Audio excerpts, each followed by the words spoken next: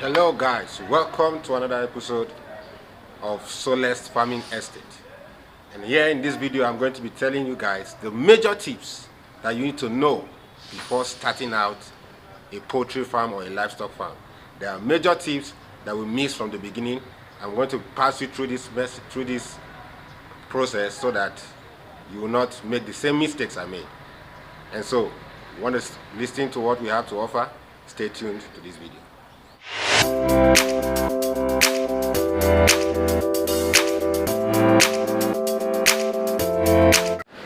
Okay, welcome back.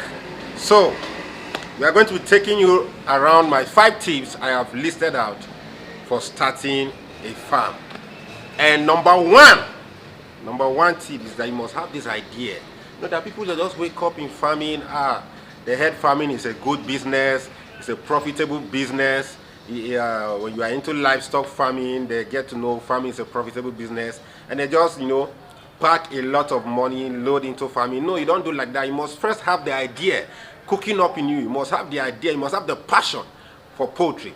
You don't just wake up and start poultry because you heard a lot of stuff about it. No, you must have the passion and the idea for poultry farming. You must have the idea for livestock.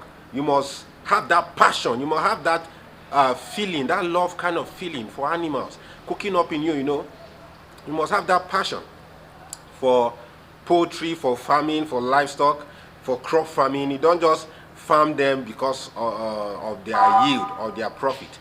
When you have to do it because of how you feel about poultry. And that's one of the tips that gets you into success, because the more passionate you are about farming, the more you see that everything becomes easy. When you are doing it for money, you discover that things become hard and stuff like that. But when you are doing it out of your passion, you discover that you just keep going and going and going because you have the passion about it, and it makes everything easy for you. That's number one tip. And then number two, a lot of people don't find this important, but it's important actually. You need to get a mentor. You need to get a mentor, a guardian, someone who can mentor you, guide you through the process of farming, through the aspects of farming. There are a lot of things you don't know. There are a lot of things which you as a beginner, you need a lot of guiding. You need a lot of mentorship. There are things, maybe you can have a sickness running up in your farm. You can't tell what kind of sickness is this. You keep buying the wrong drugs and everything. You explain to vets but when you have a mentor, someone you can talk to, this person must have in a point in time experienced this kind of stuff. You must have a mentor, somebody who's already into farming for at least 1 year and above. That's why I recommend for at least 1 year and above. He has already tasted what farming is like. He already knows some basic aspects of farming, and he can guide you through and put you through. So if you have this mentor, you have a guardian, you discover that it makes all this farming, the hard part, everything just becomes so easy, and you keep excelling in farming because you have a mentor, someone who can guide you. And as someone is guiding, I said from the beginning of our video, in farming, you never get to know all. No matter how good you are, there is one little tip that someone else knows that you don't know. So you need to get a mentor. And then number three, you need to expand your vocabulary. Expand your vocabulary. You need to read books, listen to content. You need to read content online. There are books on poultry farming. There are content on poultry farming, both on YouTube, both on blogs. You need to read. You need to expand your vocabulary. Try to know more about what you are into. That's what I said from the beginning. It's about the passion. When you have the passion for this, you are not just doing it for money. You are trying to know how to make these birds, or how to make the animals feel good, how to make them feel comfortable, and they were able to give you a good produce and good harvest at the end of the day. So you need to expand your vocabulary. There are a lot of things you should know while starting a farm. There are a lot of things you should know while already farming.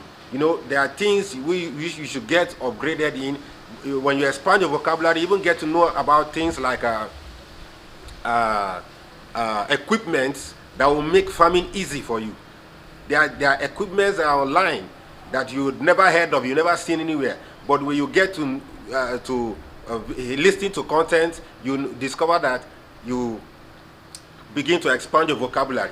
There are things you begin to know, things begin to become easy, farming becomes easy, and stuff like that.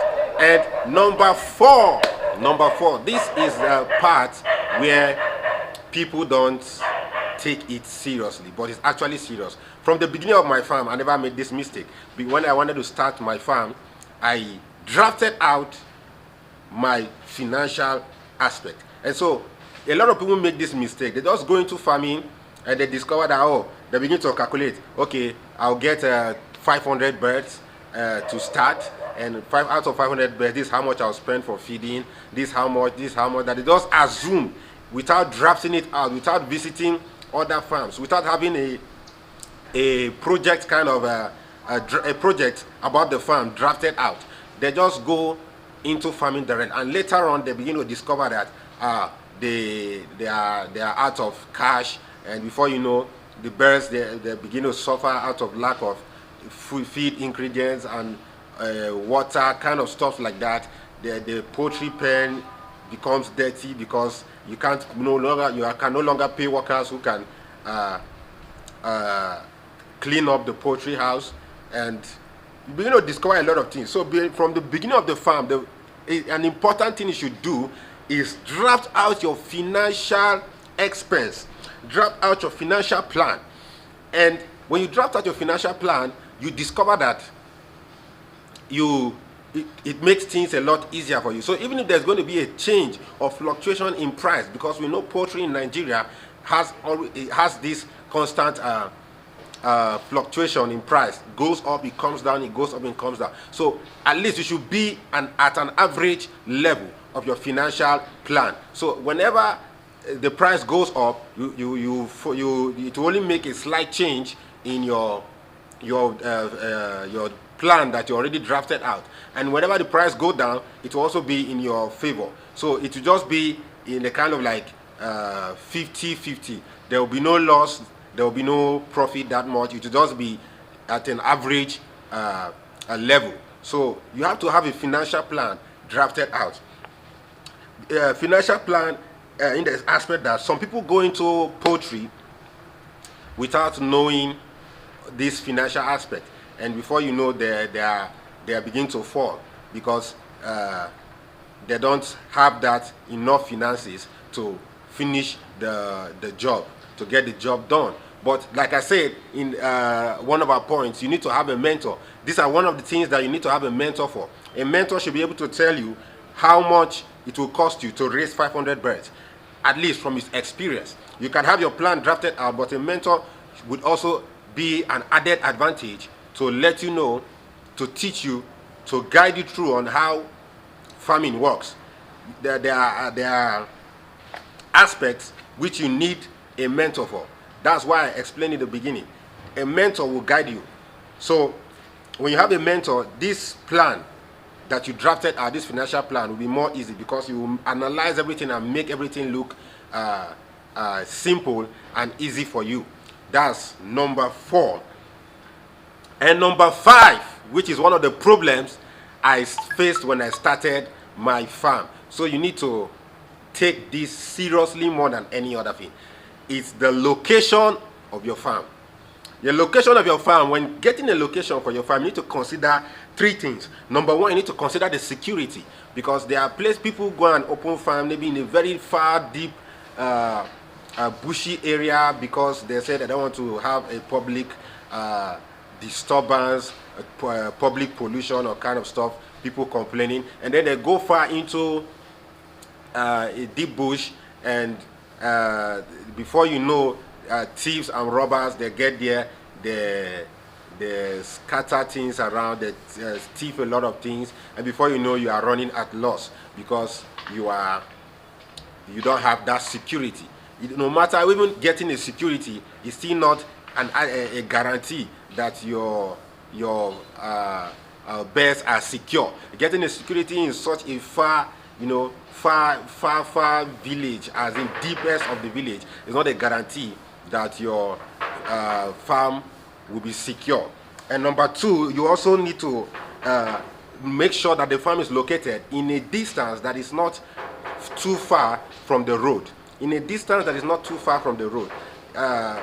Some people, they get their farm located very, very far from the road. And you know, for people trying to get to that place to buy stuffs or to get birds or to get eggs or to, you know, to get meat or stuff like that in from the farm, it becomes very difficult because the distance is so far, and you discover that there are a lot of things, that a lot of all these aspects of the bad road and stuff like that will bring down your farming, because a lot of this thing, the distance is too far, so it will bring down your market value or your market sale. Or people will begin to calculate, okay, I can get this thing here for 500 naira. If I go into that bush, I will get it for 450. But the price I will spend for the transportation from that area to the bush where that farm is located, it will eat up the 15 naira. So when you weigh these two together, you now discover that it is better